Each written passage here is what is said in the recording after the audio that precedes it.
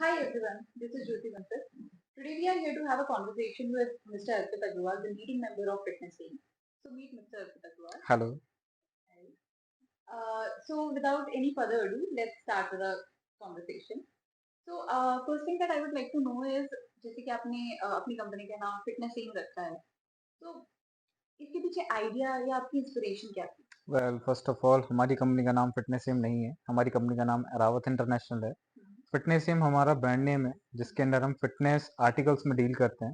Okay इसके पीछे हमारी दो अप्रोचेस थी, दो थिंकिंग थी जो हमने ये नाम रखा। Firstly aim towards fitness, secondly जो मैंने आपको बताया जैसे अरावत इंटरनेशनल जो है वो मेरठ में सिचुएटेड है, जी तो हमने इसका इनिशियल वर्ड लिया है हम्म, जो बनता है AIM। We are dealing in fitness equipment under this brand, तो इसलिए इसे फिटनेस सिम नाम रखा गया ओके अरावत इंटरनेशनल मीरठ है। तो उसके एक्सेप्टली, फर्स्ट इनिशियल थी बिल्कुल। दैट्स नाइस तो जैसे कि इसका जो आप सिंबल हम लोग ने देखा है उसमें एलिफेंट सिंबल है तो उसके पीछे आपका मतलब how is it related to your vision well as पर हिंदू मैथोलॉजी, एरावत जो था वो भगवान इंद्र के सवारी का नाम था, जो एलिफेंट किंग माना जाता है, जी जिसमें बहुत सारे हाथियों का बल था। तो नाम एरावत और जो लोग है वो हमने वहां से उसे रिलेट करा है। अलॉन्ग विद दैट, जो एलिफेंट होता है वो सिंबलाइज करता है आपका स्ट्रेंथ और पावर को, जी जो कि फिटनेस में आपकी बहुत ज़्यादा ज़रूरी होती है या किसी भी गेम में आपकी बहुत ज़्यादा ज़रूरी होती है। तो ये दो थिंकिंग हमारी रही थी इस लोगों के पीछे।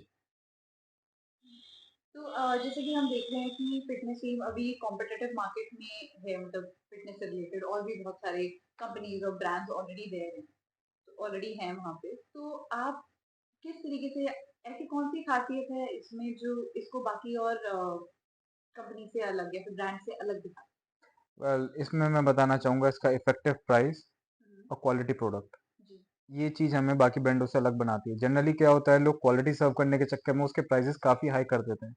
जिस चीज़ पे हम वर्क करते हैं हम उसकी कॉस्ट कटिंग करते हैं, हम बेस्ट मटेरियल यूज़ करते हैं, सारा इंस्पेक्शन हमारा पर्सनली होता है, हम सारी चीज़ों को खुद देखते हैं। जो क्वालिटी स्टैंडर्ड हम एक्सपोर्ट में मेंटेन करते हैं वही हम डोमेस्टिक में मेंटेन करते हैं। तो क्वालिटी में हमारी तरफ से कोई कॉम्प्रोमाइज़ नहीं होता। कोशिश हमारी ये रहती है कि जो अच्छी क्वालिटी हम सर्व कर रहे हैं उससे बेस्ट से बेस्ट इफेक्टिव प्राइस में हम अपने कस्टमर तक सर्व करें, ताकि हमारा प्रोडक्ट ऐसा है कि ऑब्वियस सी बात है, आप समझ सकते हैं वेट लिफ्टिंग, पावर लिफ्टिंग या कोई भी स्पोर्ट इक्विपमेंट आज की तारीख में कोई भी सस्ता नहीं आता। जब आप किसी इंपोर्टेड ब्रांड या किसी बड़े ब्रांड की बात करते हैं तो they are charging extremely high prices. तो हमारी कोशिश ये रहती है कि कैसे भी करके हम ज़्यादा से ज़्यादा अच्छी क्वालिटी बेस्ट से बेस्ट प्राइसेस में अपने कस्टमर के पास लेकर आए।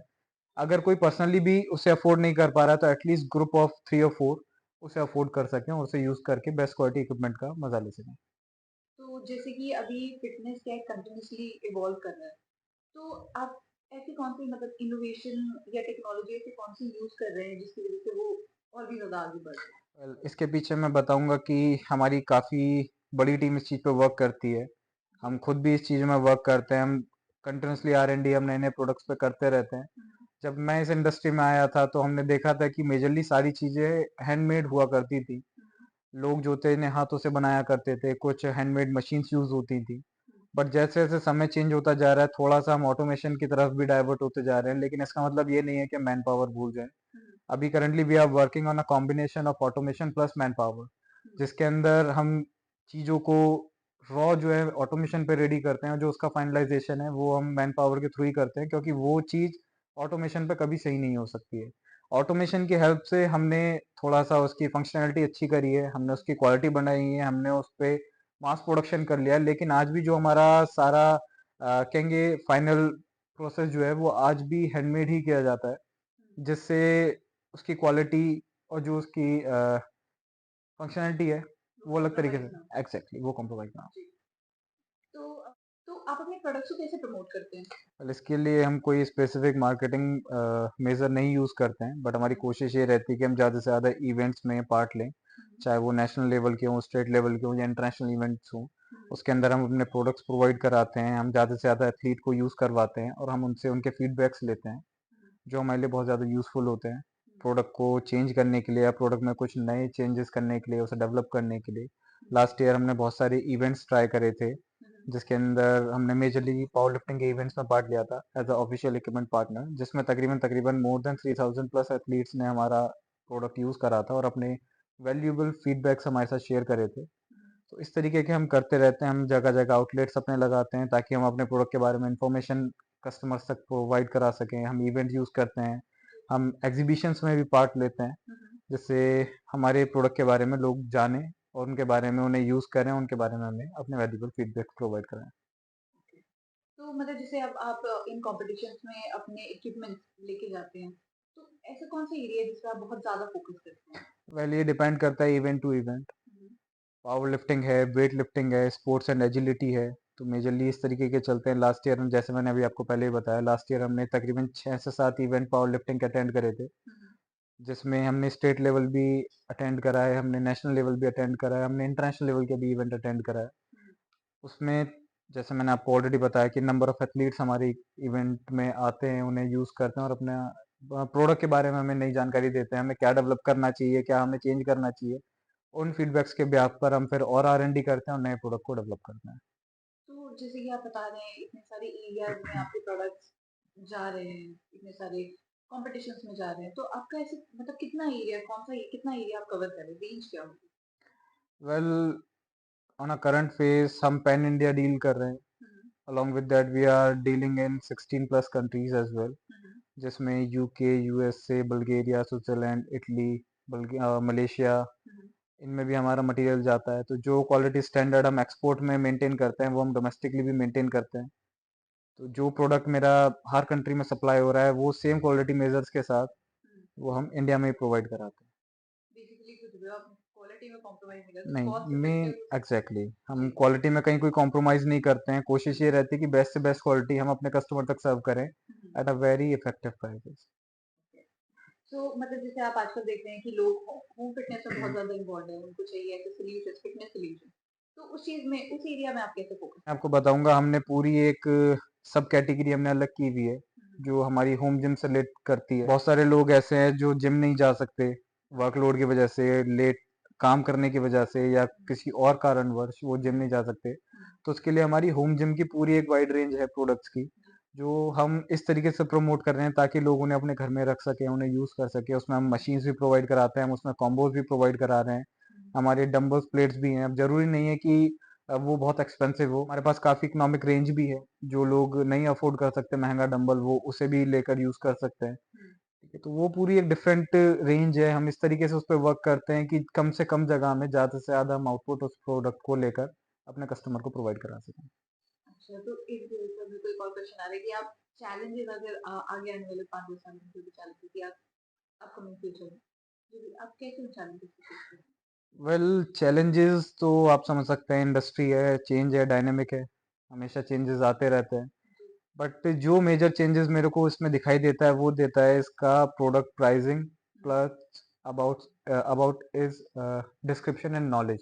ओके, जनरली क्या होता है कि अभी आपको भी पता है ज़्यादा से ज़्यादा लोग जो है अभी ऑनलाइन शॉपिंग करना बहुत ज़्यादा पसंद करते हैं।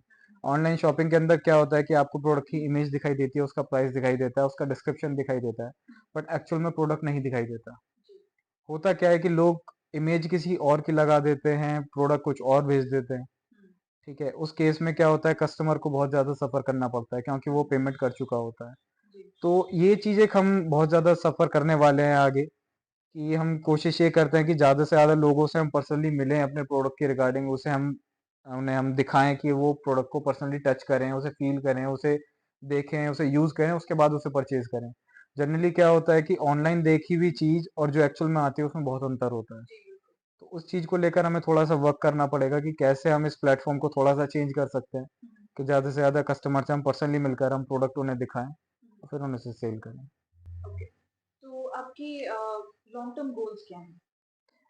हाँ, लॉन्ग टर्म गोल्स तो हमारे बहुत सारे हैं, बट इनिशियल फ़ेज़ में जो मैं आपको बताना चाहूँगा वो है ये बताना चाहूँगा कि आने वाले कुछ सालों के अंदर फिटनेस इंक को इंडिया का सबसे बड़ा ब्रांड बनाना है हमें in weight lifting and power lifting. Hmm, and आने वाले सालों में ही हम काफ़ी जल्दी फिटनेस इंक को वर्ल्ड लेवल पर लेकर जाने वाले हैं और वहाँ पर एक नई पहचान देने वाले हैं। Okay, all the best for that. Thank you.